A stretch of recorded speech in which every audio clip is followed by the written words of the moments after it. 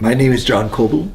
About 40 years ago, I had an experience through which I realized that we're very different, that we're not what you would expect. We've got abilities that are greater than anything we could have ever thought. And when we learn to access these abilities, when we access this knowledge, our life starts to change. A good example, I was doing art reproduction. A doctor who was an art collector showed me a page from the Gutenberg Bible and asked me if I could duplicate it so perfectly that nobody could tell the difference between the original and the fake. I got really passionately involved in the process. I got so involved in it that I had to, I was virtually working day and night working on it, on the project. It was before internet, so I was sending out letters to archives around the world, looking for more and more information on how to copy these images. I knew there was a way, and I knew how to do it. And I was started to get information on a system called collotype printing, which was using gelatin plates with random cracks in it that let you copy absolutely perfectly documents. Now, it's a process that's obsolete. It was used about 100 years ago, and it was used for very, very high quality printing. I was getting the information, and while I was in that zone of being absolutely passionate about what I was working on, I had a dream. And in that dream, I saw machines work in a very different way. And the result of that dream, or in the dream, I saw the results of these machines, which were the most beautiful pictures I'd ever seen in my life. The next day, I got up, I went to work, and I was telling my business partner about the dream, but I didn't even have time to tell her about the dream. The phone rang, and it was one of my clients asking me to go and see him. I went to see him. When I was at his place, instead of going into his office, he brought me to the back of his shop. When we got to the back of his shop, he took a cover off a machine, and that machine was the machine I saw in my dream.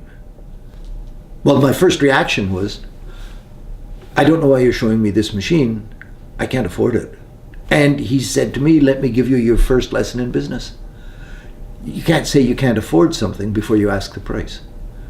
I didn't know at that time that 3 other people who I knew, each one of them had bought 1/4 of the machine. I only had to put in 1/4 of it, and they accepted any offer that I made. So I could pay it any way that I wanted. And it didn't matter how long it was. In the week, the machine was at our place. Had it connected, brought the people in from the company to connect it, to put it together. And throughout this whole process, people started showing up on our doorstep. They started coming in and saying, do you need this? We found this machine, or we saw this machine put in storage. This equipment was put away. Do you know anybody who needs it or who might want it? But they were all parts of the dream. And all those parts put together within the month, we had the first images coming off this process, and it was my first US patent, the sharpest images in the world for the next 22 years. I know today that when we meet people who aren't passionate about what they're doing, who aren't so excited about the life that they're living, I know that these people are walking dead. Because if we want to wake up, if we want to make use of who we are, if we want to be able to open that incredible door to the universe, we've got to be so passionate about whatever it is that we're doing that nothing can stop us from wanting to work on it, because passion is what opens up that amazing door. Now, that dream was so incredible because it went on and on and on, even to the point where the chairman of the RadarSat project from Canada, one day I walked into our office in Old Montreal, and this gentleman was sitting on the floor looking at my images. And when he got up, we had the contract for doing all the pictures from the satellite RadarSat 1, from the launch to the end. Where'd he come from?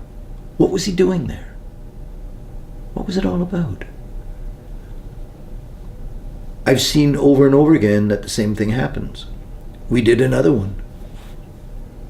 Again, in imaging, a way to produce images using four black and white separation prints, but it was separation negatives. But we could print these things up to like 10 feet long, and it was so easy to do.